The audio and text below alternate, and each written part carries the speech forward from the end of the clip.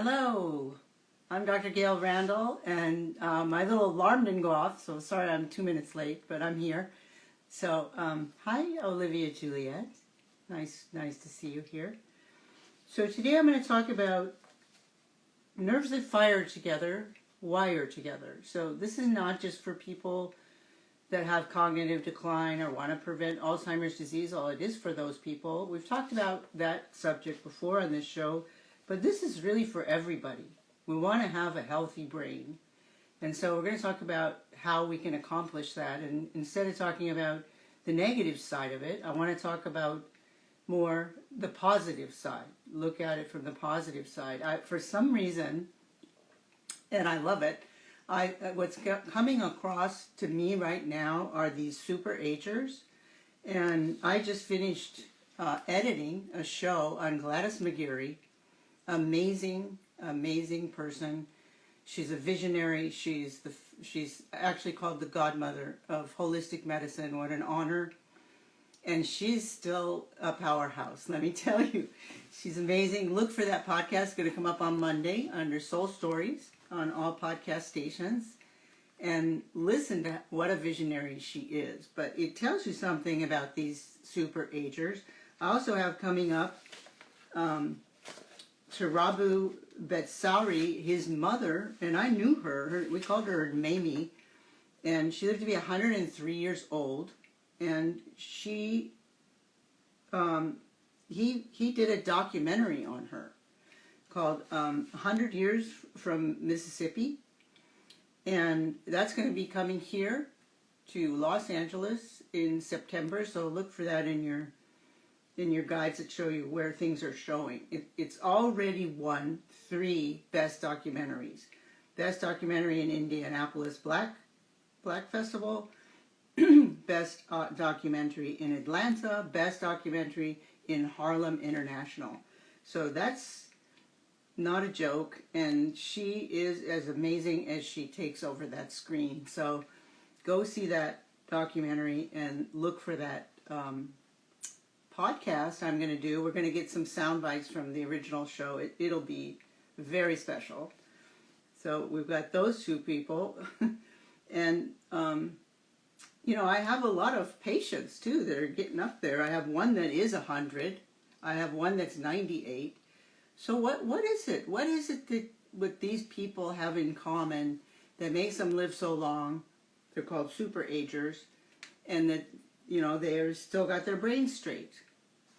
So there are things that we know about it. I want to credit a few people for information for this talk. I want to credit Daniel Monti and Andrew Newberg for their new book called Brain Weaver. I want to credit way back a book that I always referred to when I was going around the country giving my talks on the science behind mind-body medicine. And that's Daniel Goleman and the Dalai Lama and his monks. So that was like 2004. And I want to credit this new study that's come out. And Emran Meyer, my colleague, he also has been into this, so I want to credit him. It was a Dutch study, and it showed resilience and resistance to develop cognitive decline in centurions. So again, the question is, what is different about these super agers? What are they doing? What is the positive things that we can gain from that? So in that Dutch study, it was quite interesting. It showed basically, obviously, that the people can reach a high age without significantly compromised cognitive decline. It's in medical school. It was a thing that we all knew. The older a person gets, the more likely they are to survive. The less likely they are to have things happen to them the older they get. So, and, why is that? That, we'd say, well, they've survived, so they're going to survive longer. But I think there really is something to this. So when they looked at these Dutch participants, they had 79 participants, and they had no decline in their major cognitive measures. They performed as if they were 30 years younger. They ate something like a Mediterranean diet. They exercised. things that we know that I actually should credit myself, because I wrote a book on healthy brain in soul doctrine, Heal Yourself, Heal the Planet. And of course, those are the things we know we have to do. But other things are, they in addition to exercise, they were meditators. They were meditators, or they did breathing, and they were spiritual. So this idea, a spiritual brain is a healthy brain. And I'm going to say that more than once during this talk, because that is a very important point. So of these superagers, some of them agreed to donate their brains, and they did have, pathology in their brains that might be construed as stuff that was associated with cognitive decline or early Alzheimer's, but they didn't express it. Why didn't they express it? And I learned this years ago at a brain conference that, amyloid does not necessarily correlate with the way that your brain works. You can have amyloid, and if you have a high enough brain-derived neurotrophic factor and you have a positive attitude and you and you socialize, that's the other thing. Socialization was very important. Your brain is gonna perform at a higher level, than its anatomy would suggest. So that's a big take-home point for everybody. Don't get hung up on what your brain looks like, or even what your face looks like, because you're gonna get wrinkles. Things are gonna happen to you as you age, but that doesn't mean you can't perform well, you can't enjoy life. And there are certain things that help us, and those are the things I've been talking about. And even those in this Dutch study showed, even those that are genetically predisposed, because there is that gene, this type of behavior can markedly delay or even, stop the progression of any kind of cognitive decline. Doing new stuff, learning a new language, doing math problems. I don't know if you never did them or something, or joining a group, that's doing stuff that maybe you haven't done before, maybe a book club, maybe bridge, could be anything really, but whatever makes your duck float, that's what you want to do. So follow your heart, do the things that interest you, socialize with other people, and the other things that were really important, not in this Dutch study, but I'm going to switch studies here. I'm going to go over to the brainweaver information.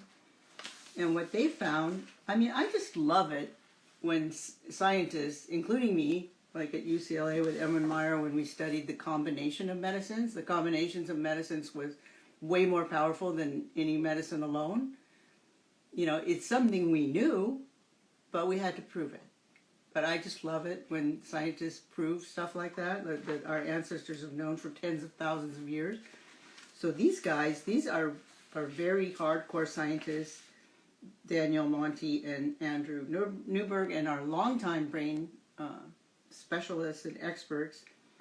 And they found that, it's just funny to me, because what did they come out with first? What did they say? Compassion, empathy, gratitude, and these kinds of things. And they also said, spirituality, meditation, socializing. These are the things that keep your brain healthiest.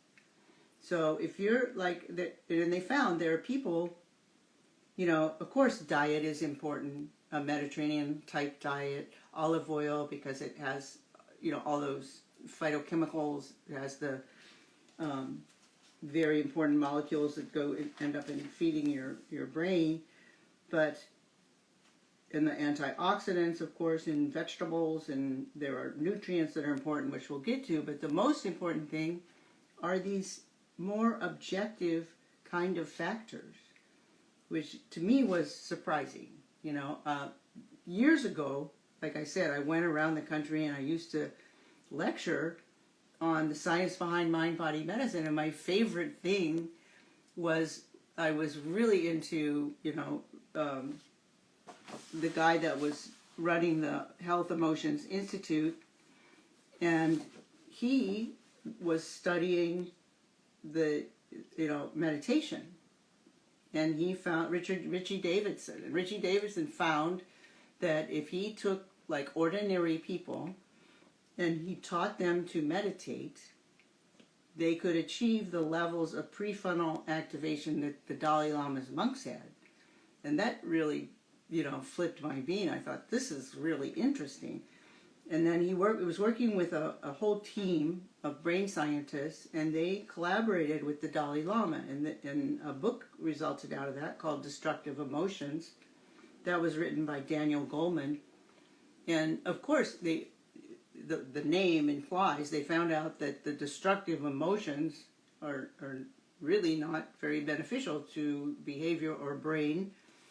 But what they were studying with functional MRIs, they were studying the functional MRIs and the function of the brain. So they found in the Dalai Lama's monks this strong left prefrontal lobe. They didn't study the Dalai Lama, but they studied his monks. And then they took a group of ordinary corporate, I think they were corporate executives, and they only taught them for 8 weeks. They taught them to meditate for 8 weeks. And in 8 weeks' time, they re-scanned their brain, and they weren't quite as strong, but they were approximating the strength in the left prefrontal lobe of the Dalai Lama's monks. And they found that was correlated with a reduction in expression of destructive emotions, things like anger, anxiety, and so forth. So very interesting, and I was turned on by it then. I'm still turned on by it, and it dovetails into these new studies that I want to tell you about that were in the Brainweaver book by Daniel Monti and Andrew Newberg. They also used functional MRI, and they found that stress reduction, meditation, and socializing were some of the most important factors to increase that brain function. And that the brain works better with spiritual engagement. When I went back and read my chapter, it says exactly that. How about that? It's kind of funny. But anyway, and so now I can write this down as a reference. Also, things like compassion, empathy, increase brain function, and something they found out that no one else has found out before. We always think of the cerebellum as keeping our balance.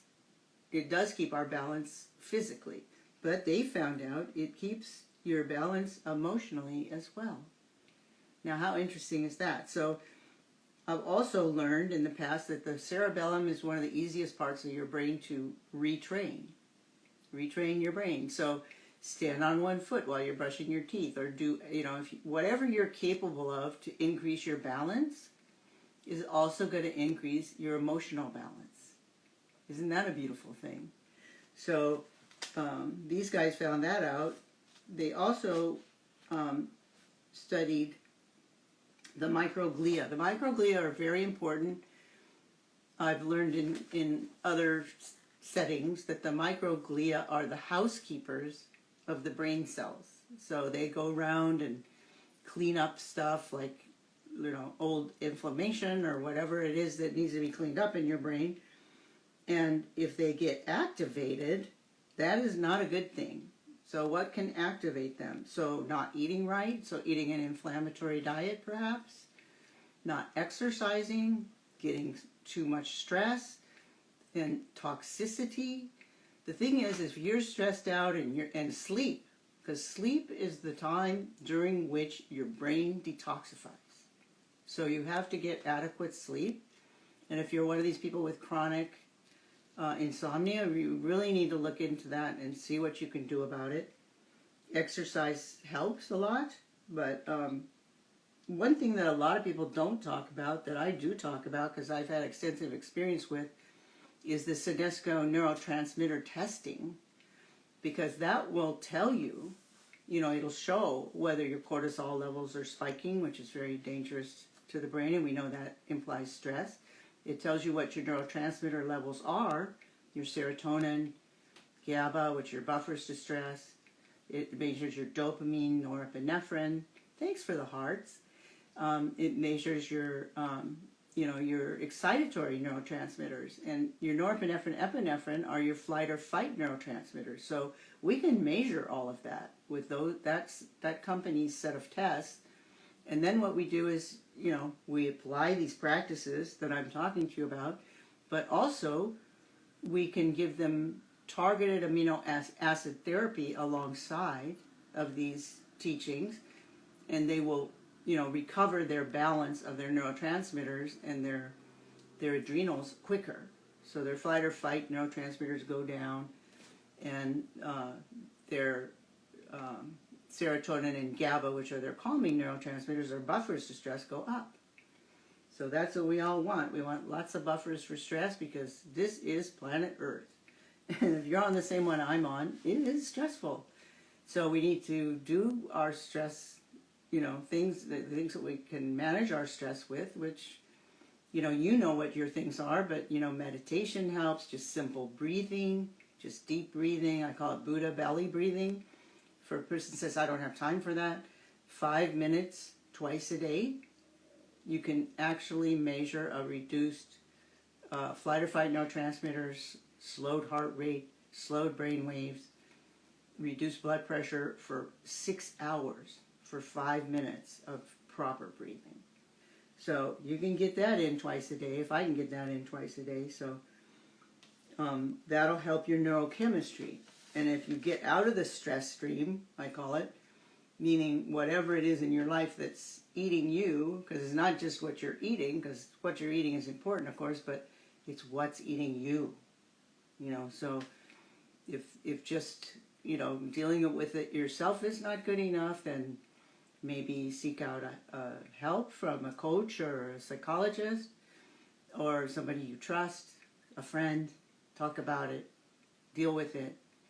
And, the things that are not serving you in your life, maybe you need to, prune that branch from the tree, because the gardener prunes the tree, not just to cut it, but to make it stronger.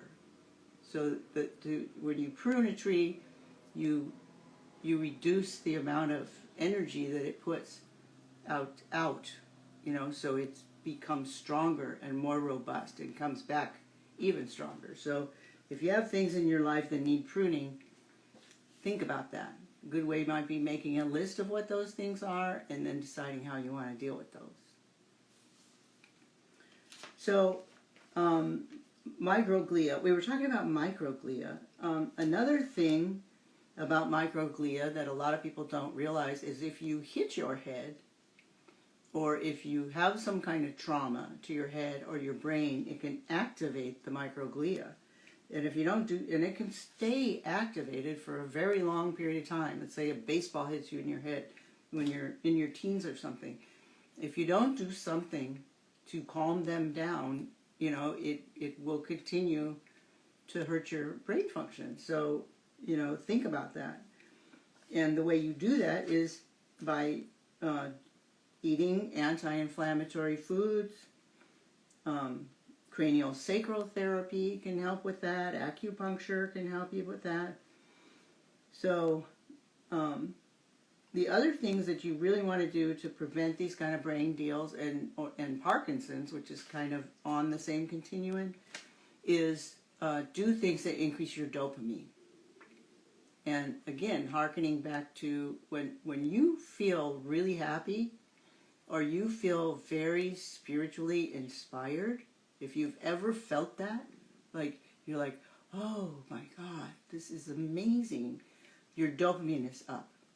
And that's where you want to be. Of course, you can't be there like 100% of the time, but you want to try to do that. So going on trips, going to nature and seeing things like eagles flying or hawks flying or deer or things that you don't normally get to see, that will increase your dopamine, and that will help your brain and its longevity and the rest of your body too.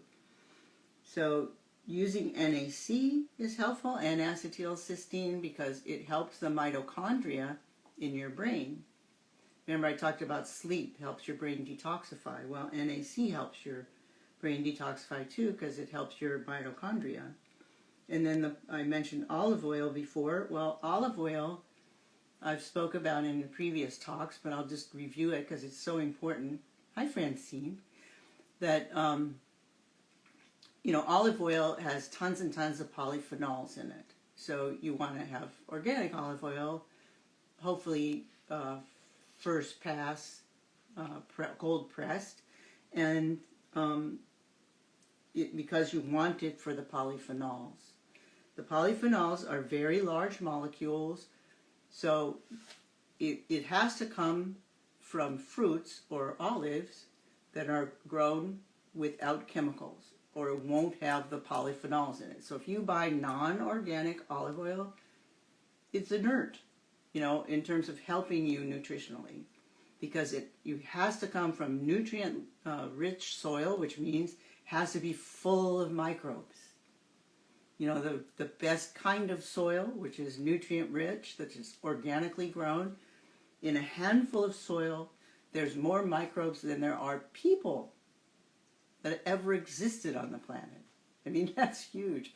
So that is one place where the microbes come in. Then when you ingest it, you have to have the right microbes in your gut to break down the polyphenols into the metabolites, which are so helpful for the brain and the rest of your body. Super duper antioxidants. So, you got to pay attention to your gut. And that requires eating fermented foods or, maybe taking a probiotic, but also you got to keep your gut healthy in general. So you can't be eating McDonald's or tons of sugar or pasta or refined carbohydrates, because that encourages the bad bacteria. You want to eat lots and lots of fruits and vegetables, lots of olive oil, lots of olives, lots of nuts. And, well, the ocean is very sick right now, but in general, fish. But I just can't touch a fish right now because the ocean is so suffering. But in general, fish are very good for you because it has the omega-3s. But you don't have to eat fish to get omega-3. Omega-3 also comes, it's in flax. There's just a few minority of people that can't convert the omega-3 in flax to the proper form. And so we just kind of all moved on to the fish oil. I do have a biosustainable one, and the only reason I can say that, because most people that say that, it's just not true. Like if you see tuna fish or salmon or whatever in the store and it says wild cut biosustainable, it just doesn't exist. The only reason I know this does is these guys, it's a supplement company, have their own boats. And I actually talked to the captain, and I know they don't do the open water, terrible kind of fishing where the nets are 7 miles long and the amount of nets that are dropped daily will encircle the planet 500 times. So, it's just something we have to pay attention to. The ocean will come back if we give her a break. And the only way to give her a break is try not to eat a lot of it right now, maybe for a celebration. So the other really important thing that these guys, Monty and Newberg, came up with, I thought, was the negative thinker and the positive thinker. Because a positive thinker, when you add the diet and the exercise and the compassion and the love and the spiritual and everything, they're golden. But you can have a negative thinker and they may be doing everything. They may be meditating. They may be eating right. They may be exercising. But if they are, like I call them automatic no people. And if that's the kind of person you have, you need to you can teach them through, and they looked at this through affirmation type meditation, and where, if you're coming up with a negative thought, you think of a positive one for it, but it can be changed. But it needs to be changed because the negative brain, just even by these studies and scans and stuff, does not do as well as the positive brain. The community experience or socializing, as I mentioned, is very important. So isolating is not a good thing. And, you know, we talk about stress. Stress is bad, blah, blah, blah. But, you know, stress is also good under certain circumstances. Wasn't it Martina Navratilova that said pressure is a privilege? So it's the stimulus response, you know, syndrome type of thing. So, you know, people jump out of airplanes or do bungee jumping or, like me, ride my horse through the mountains because it's the kind of stress that gets our duck floating, I call it, but it really gets that dopamine going, like I was talking about. And getting that going is very healthy for your brain and very healthy for your body. Now, overdoing it is another subject. It's very interesting to me that these guys in their studies also used 8 weeks of meditation. I was wondering, they probably read Richie Davidson's work. And they looked at the cortisol effect on the hippocampus neurons. And as you might project, you know, if you have a high cortisol, it's very toxic to the hippocampus. And so, you know, you want to make sure that you're dealing with your anxiety, and that's through breathing and meditation and things like that. The other way to deal with that negative brain, as I mentioned, is mantra-based practice, where you repeat just sounds sometimes, just sounds or words, a positive word, and so, like introspective religious practices can also help with that. You know, things that can change your attitude. Attitude is key, and I wrote that in my book, Healthy Brain, that attitude was key. And the other thing is you got to think about microcirculation of your brain, because some people have circulatory issues, and what's happening in your body is also happening in your brain. It's kind of all one disease. So, you know, ginkgo helps microcirculation in the brain. Turmeric helps, but it needs to be water soluble, in my opinion, because it creates more free curcuminoids in your bloodstream, which is more available for your brain. And if you study Bredenson's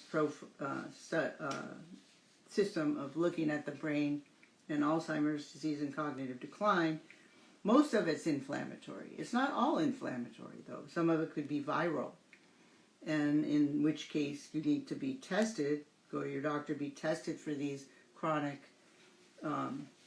viruses like CMV or herpes zoster or even herpes simplex, because what they'll find in the brain, a little viral body, and right next to it is a huge amyloid plaque. So viruses need to be looked for and dealt with, and can be dealt with. I have very good herbal protocols to get rid of virus. But I was previously talking about omega-3, also comes from pigweed, comes from algae oil, and that's a good way to get it, and grasses. I mean, where do you think the cows get it? You know, that it comes from eating grass. So the plaque buildup is related to poor clearance of toxins, and it could be a genetic reason. So that's another thing you got to think of. If you have a methylation defect or a low glutathione or a glutathione defect in terms of your mitochondria. Now you can help overcome those. You know, for glutathione, you need to take glutathione, but that's another tricky one. It needs to be S-acetylglutathione or lipoic. It needs to be in fat, because the one you buy in the counter in the health food store, it dies in your stomach. It really is not going to help you. Methylation defect, you take 5 MTHF or B12, which is methylated, and so as long as we're on the nutrients, let me carry that through. Find my paper.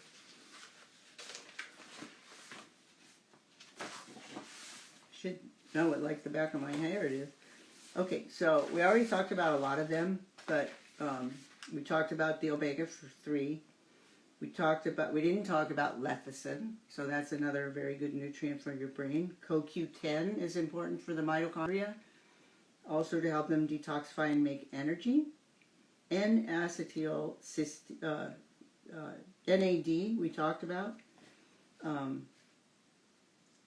There's a certain kind of B12 that really helps. A lot of people are trending towards vegetarianism or veganism, and you want to be on adenosyl hydroxy B12.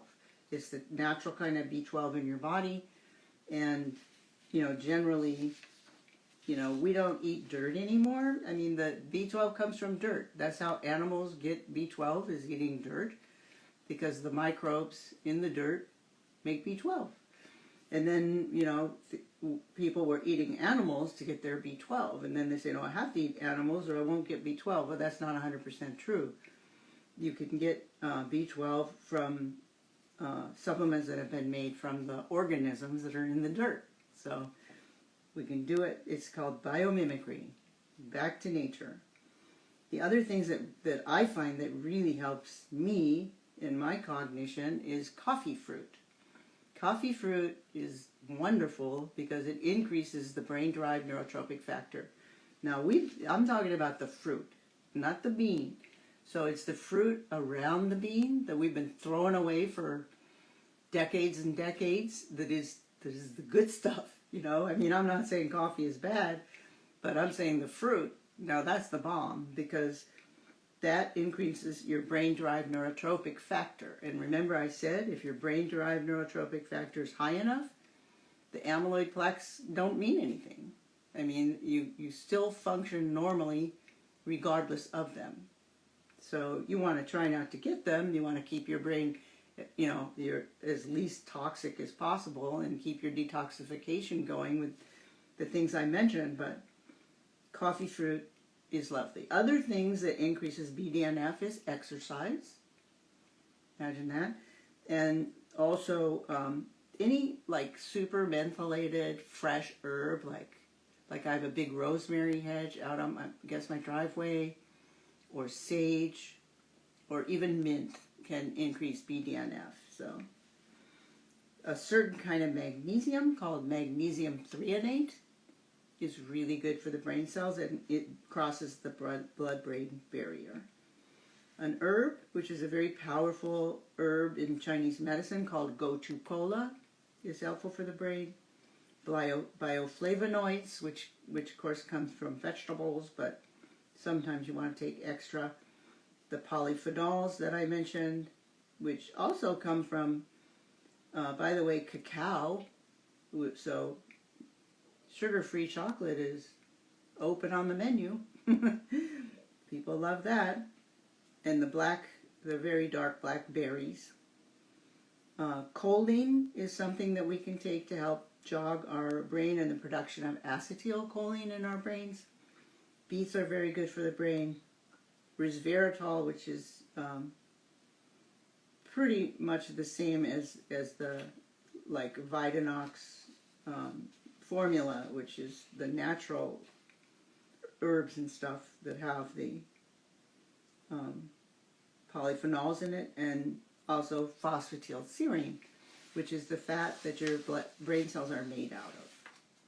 So that is the list. So the other main thing that I did not mention, which is probably the most important thing, is those Dutch people, the people in Monty and Newberg's studies, the people that functioned the absolute best and had the healthiest brains, had a meaning and purpose in life. They loved what they did. They felt it was their purpose, and that is what kept them going. These centurions I'm talking about, like Gladys McGarry, still has her vision to create the foundation of living medicine. She calls it, she's femifesting it. It may not have a structural, like a house where it goes in, but it exists.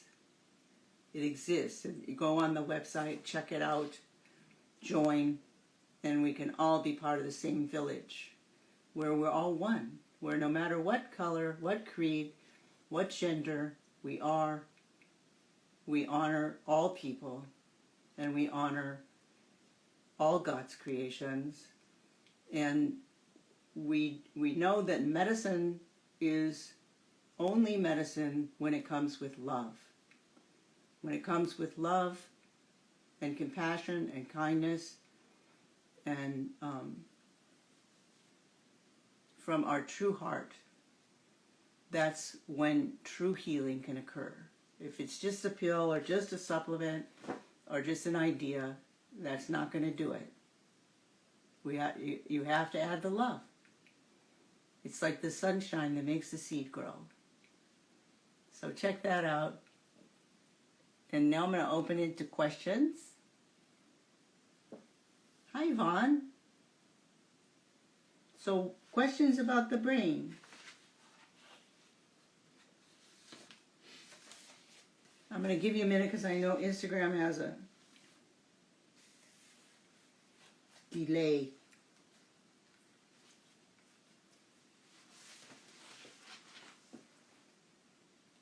Okay, you guys. All right, stay tuned for next week. Watch out for those podcasts with Gladys McGarry, amazing centurion. She's a medical futurist. She's like the mother. I'm a medical futurist, but she's 100 and I'm almost 70. So she's got 70 years or 30 years on me. Okay. Watch on all your Apple, all your places you follow podcasts for Gladys coming out on Monday. Love you guys. DM me if you think of questions that I didn't answer. And I just have to assume I did such a good job that you don't have questions. I love you guys. Bye-bye.